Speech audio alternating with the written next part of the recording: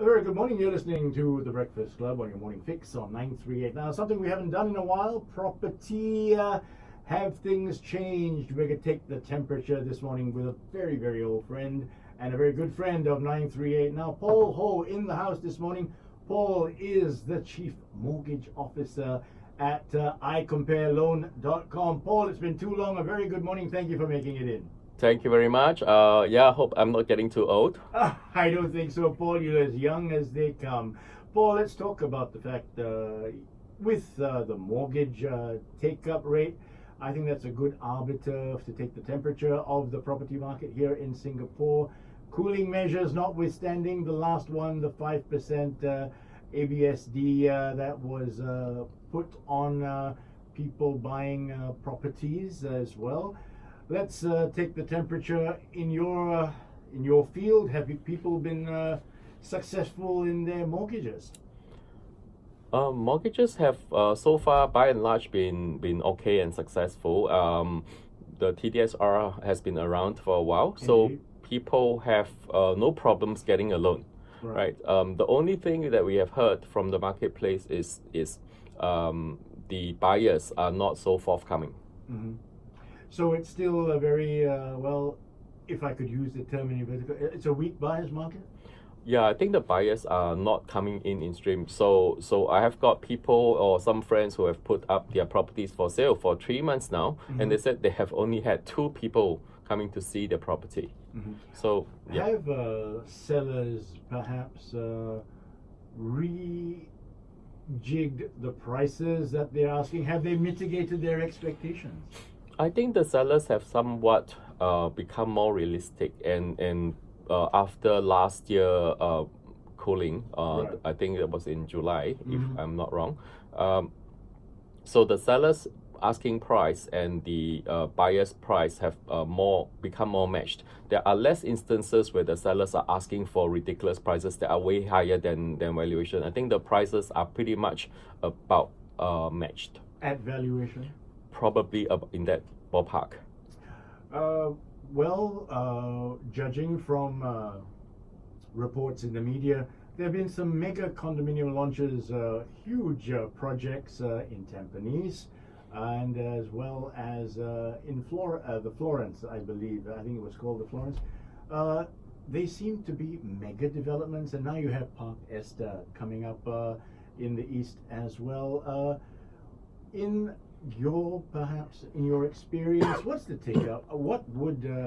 Are there enough buyers in Singapore to suck up all of this property?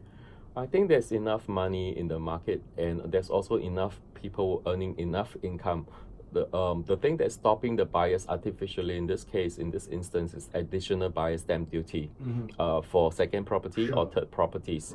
Right. So that's the single biggest impact. If you have someone who has to pay 12% additional buyer stamp duty for Singaporeans to buy the second property, you will see that a large part of that demand going away. Right. Money's still there, they're keeping it somewhere doing some things. But Indeed. Yeah.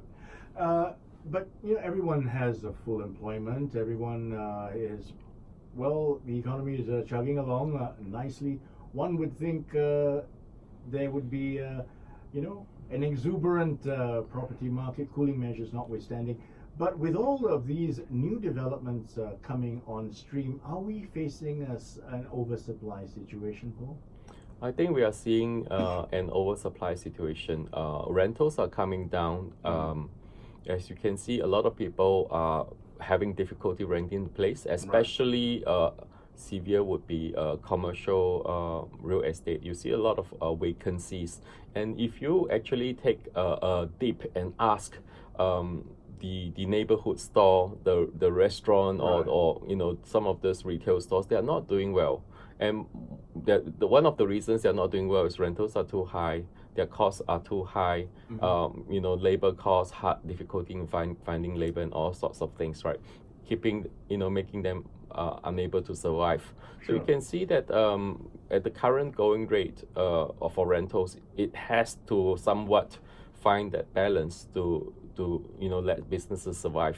Before we talk about rents, once again, office and the commercial space, offices, perhaps even industrial properties, let's put it to Paul. He's now a real television star, if you caught him on Channel 8 recently.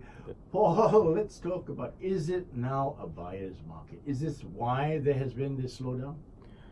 I think it's a buyer's market now. If you are a buyer and if you are eligible to buy, you have a lot of options right now, right? Sure. From the uncompleted properties to completed properties, right? Previously, there's an exuberant market for Sure. new launches. So as a result, the new launches premium versus the completed properties are much higher. So you can see that premium potentially coming down, right? So obviously new properties need to be priced a little bit higher because they're newer, nicer, things Sure. like that, right? That notwithstanding, you will see that those prices should come closer, and the gap between the premium of older completed properties and the new launches should come closer together. Let's put this anecdotally to you. You're in the market, you've got your pulse, your finger on the pulse of what's happening in the market. If a buyer is seriously wanting to sell his property, is price the be-all and end-all of to clinch a sale? I think price definitely is not be all and all. I think the location, the facing, if you have an undesirable number based on whatever culture and customs, then that will hurt Sure. you too. And if odd shapes condominiums, when you buy those condominiums, be mindful that you may like this or that design because of built-in custom furniture or carpentry. When you try to sell them, the carpentry would be old, and that odd shape design or whatever would become very, very difficult for the next owner to consider. Does renovation of the unit play a part in the sale at all? Because primarily, if someone was a typical Singapore buyer, I use that as a bargaining tool and then rip the guts out of the building anyways.